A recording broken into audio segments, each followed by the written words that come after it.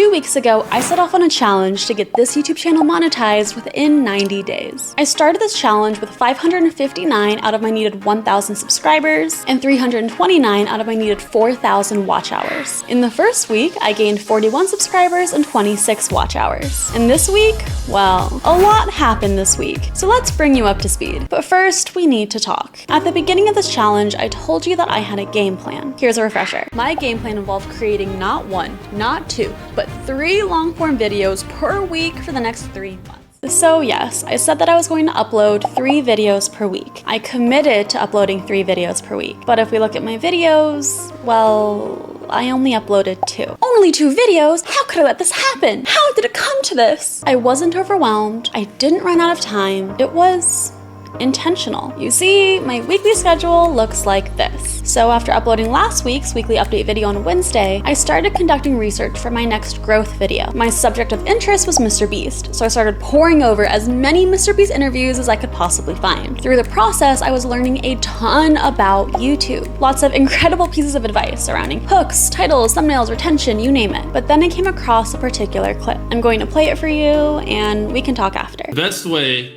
to get views, in my opinion, I think it's better to really focus on quality if you're a very small YouTuber. And you can upload a video a day and like all the videos be average, and like none of those videos will really stand out. None of it's like epic enough where like the algorithm's gonna go, oh, this video is good, like we need to spread it. I feel like a lot of small YouTubers, they just post like videos that aren't bad, but they're not great, and they just do that, and none of them ever pop off, so they never get an audience. Where it might be better to like, you know, upload half or a third or even like a fifth of the videos, but make the videos you upload so freaking good that like the algorithm has to promote it, and that, you know, it has to find audiences for it, because it's such an interesting and good video. When you like set a consistent schedule and you're constantly having to upload videos that aren't as good as you'd like because you got to hit, oh, this Monday I said I'd upload every Monday, you know, like that's a dangerous trap, because then, you know, the viewers notice that the quality isn't as good and it makes them less likely to watch, and I think it hurts your longevity. Dang. Every time I watch that clip, it just hits so hard, because I realized that he was right. I was so determined to get this channel monetized, and I had my schedule and I committed to it. At the beginning of this challenge, I thought that 3 videos per week was the answer. I thought that as much content as I could possibly produce was the answer. I would release a lot of videos and I would get a lot of reps in, and I would increase the chances of one of my videos hitting the algorithm. But as I was binge watching Mr. Beast videos, I realized something. Yes, I could physically upload 3 videos per week, but if I did so, I wouldn't have the time to improve. In many of Mr. Beast's other interviews, he repeatedly gives the advice to make 100 videos and improve something with each and every video. And with that schedule, while I was creating videos at the speed of light, almost every waking hour that I had was dedicated to ideating, scripting, editing, or filming. I didn't have any time for improving. And this concept crystallized for me with my last weekly update video, because in the video before that, I received this comment pointing out the background noise from the microphone. Alondra was right. There was a pretty loud hissing sound from the microphone picking up the ambient noise from the city, and it was distracting. So when I went to film the video after that, I switched out my mic and I tried to adjust the settings. When I checked the noise levels, the background noise was reduced, but it was still noticeable. But by that point, it was already 9 p.m. and my schedule didn't have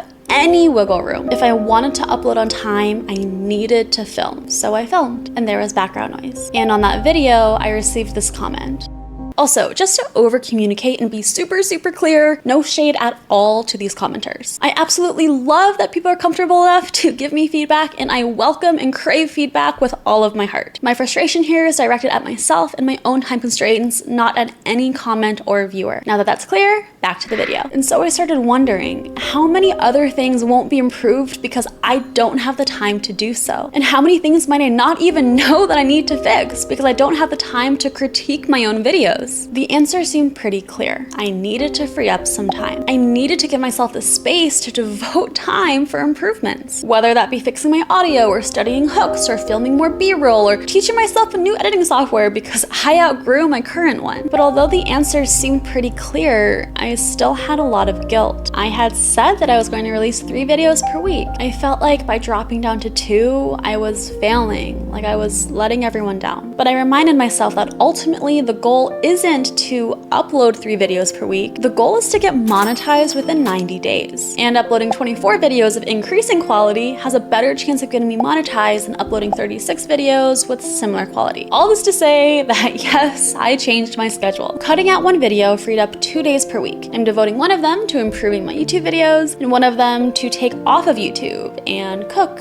and do house stuff and spend time with my partner, because all of those things are being overlooked and needed to be done. Anyway, that was probably far too much detail to tell you that I'm going down to 2 videos per week to improve the quality of my videos.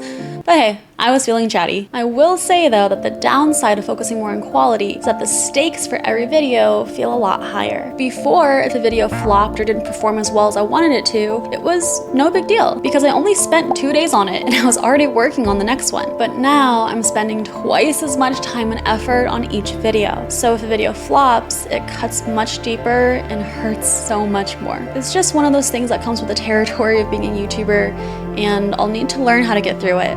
But for the time being, it's tough. Wow, this feels like an emotional weekly update. Such a different vibe from last week. Let's move on to weekly progress. So last week, we're at exactly 600 subscribers and 355 watch hours. This week, we're at 671 subscribers and 442 watch hours, which means that this week we gained 71 subscribers and 87 watch hours. If you recall, last week we only gained 41 subscribers and 26 watch hours, so we're trending upward. It's definitely progress. What drove most of this growth? Believe it or not, last week's update video. I mean, just look at this chart. You can see the exact point where I started to get very excited and the exact point where all of my hopes and dreams were crushed. But never mind the flat line. Just how freaking cool is this? This video is amazing for 2 reasons. First, it's the 3rd video on my channel to break 1,000 views, and it's my best performing video in months. So that feels really good. It helps make me feel like all of the time and effort being poured into this challenge is actually worth it. And second, if we look at the traffic sources, we can see that over 84% of the traffic was from browse features, and over 90% was from YouTube recommending the video. Guys, that's huge. Last week, most of my views were coming from external or channel pages. That means that I wasn't really reaching new people, that most of my views were coming from people who are already seeking out my content. But this video was good enough to be pushed out to people who didn't already know me. And I was even showing up on search for relevant keywords for a bit. Yes, it was sad when YouTube stopped pushing out the video, but this is a really, really good sign. I'm feeling hopeful. So yes, this was more of a contemplative update than usual. If you found me from my last weekly update video, welcome. Thanks for joining the journey. And I promise I'm usually much more energetic than this. And to everyone else, thanks for sticking around. I say it every time and I'll say it again. I truly appreciate your support, more than you know. Thank you so much for watching. Like and subscribe if you can, and I will see you in the next video. Also, in case you haven't noticed, I upgraded my background. Put it in a shelf, have a lot more plants, some different lightings, and some wall art. Finally starting to look like a real YouTuber.